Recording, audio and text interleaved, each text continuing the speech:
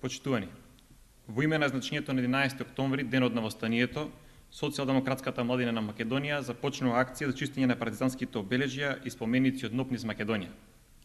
Целта е да искажеме почит кон минатите подвизи и величината на борците за слободна Македонија. Координираната акција ќе се реализира во недела 10 октомври со почеток во 12 часот ширум Македонија.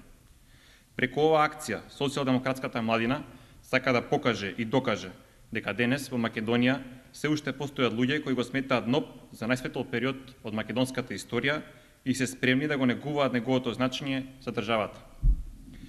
Иднината на оваа земја може да се гради единствено преку почитување на нејзиното минато. Историјата е богатство на овој народ, на оваа држава. Ние, младите социјалдемократи, умееме да го сочуваме минатото и да ги почитуваме и негуваме неговите придобивки.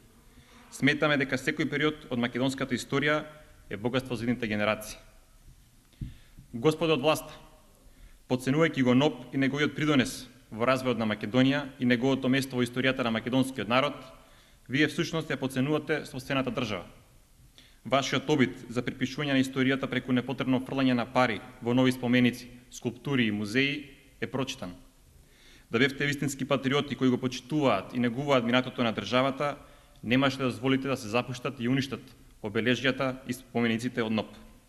Ја користам оваа прилика уште еднаш да ги поканам, да ги повикам сите граѓани, сите млади на Република Македонија да ни се придружат во недела и да ја поддржат акцијата организирана од Социјалдемократската младина.